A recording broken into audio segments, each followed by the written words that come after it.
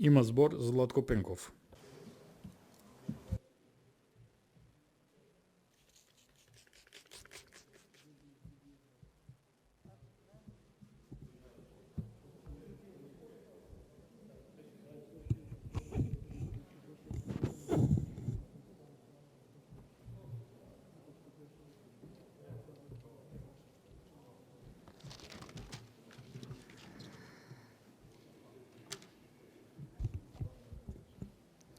Почитуван председател, почитувани колеги пратеници, почитуван заменик министер, почитувана македонска јавност.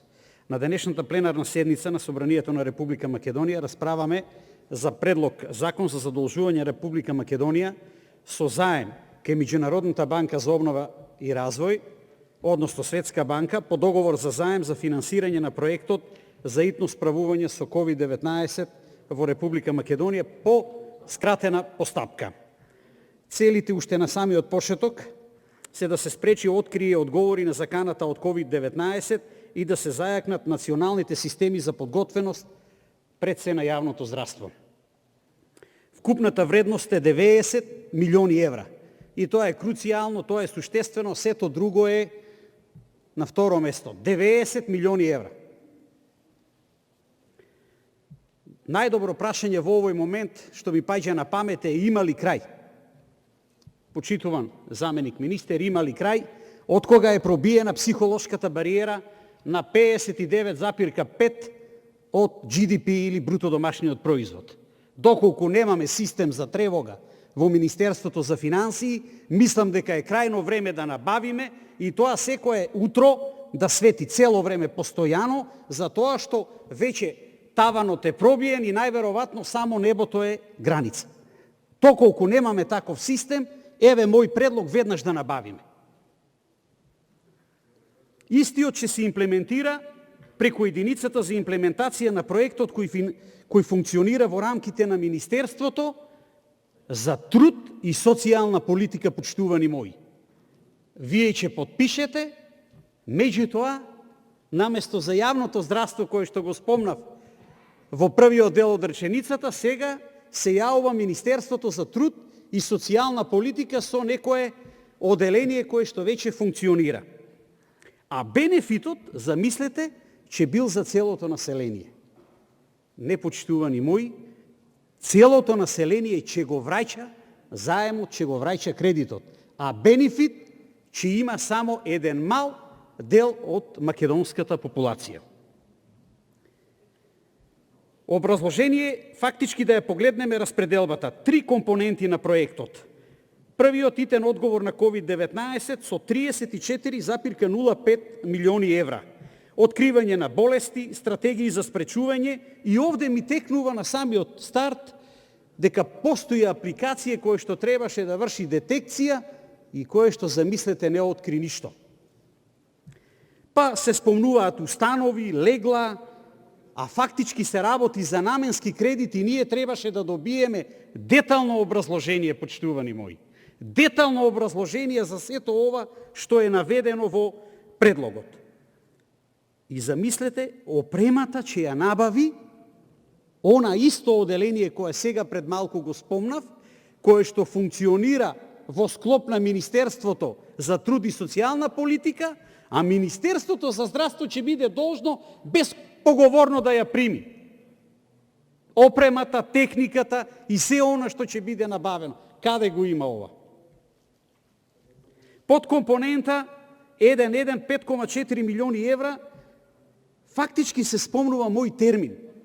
Една од најкритикуваните работи, почитувани мои. И ве молам сега да се надгради мој термин. А во подкомпонента 1.2 имаме зајакнување на здравствениот систем 18,01 милиони евра.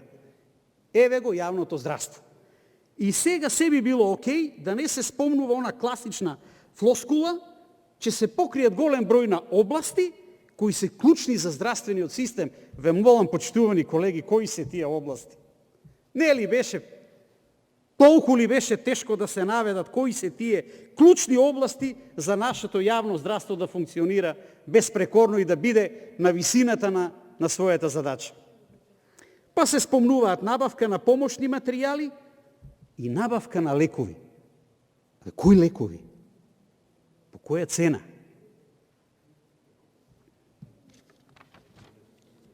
Адаптирање на здравствени установи. Сега, благодарение на почитуваниот заменик министер, слушнавме нешто од тоа што, господине, требаше да го имаме неколку дена претходно. Мислам дека ќе се сложите со мене. Слушнавме кои ќе бидат тие институции со некое ограничено адаптирање.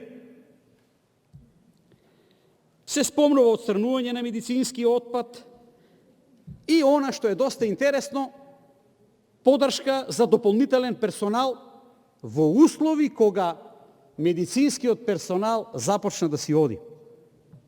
Да, почитувани мои, медицинскиот персонал заминува. И она што колешката Марија го спомна, компонента, подкомпонента 1.3, финансирање на придонесот за здравствено осигурување на ранливи категории корисници 10,64, фактички да обезбедиме финансиска стабилност на фондот за здравство, најмоćната институција во Република Македонија. Со 10,64 милиони евра. Фондот за здравство. И невозможно е да не ми падне на памет екс-директорот на Фондот за здравство. Невозможно е да не ти падне на памет. Компонента 2. Подршка за домаќинствата да се овозможи социјално дистанцирање 54,83 милиони евра. И еве го одговорот сега каде е Министерството овде за труд и социјална политика, а не Министерството за здравство. Почитувани мои, да се обезбеди привремен приход во вид на социјални трансфери на лица и домаќинства кои исполнуваат услови. А ние постојано овде зборувавме да се насочи и парите, и енергијата да не се дозволи до овој момент да дојдеме повторно во социјалната сфера. Голем дел од луѓето го изгубија своето работно место.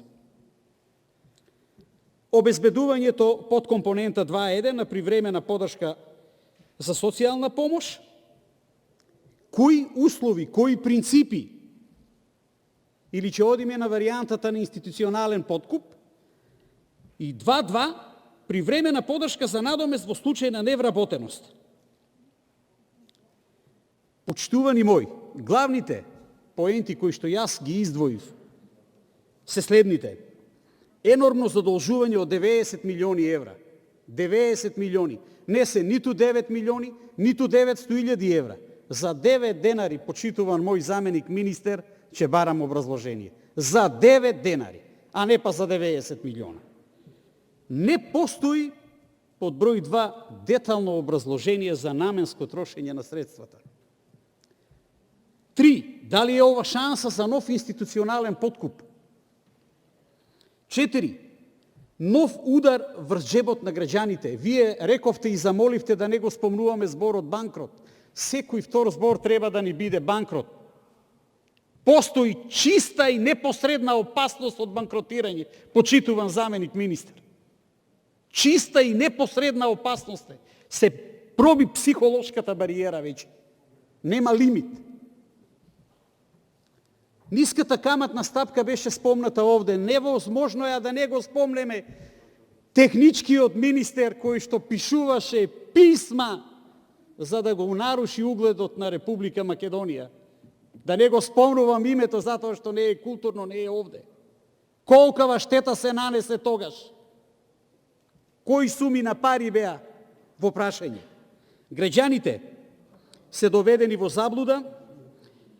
Идните генерации уште сега се презадолжени, без да се даде отчетност. И да завршам на крајот. Нема образложение за наменско трошење, за да не можеме утре да вршиме контрола каде се тие пари потрошени. Ви благодарам. Благодарам и на вас, пан Цуминов, реплика.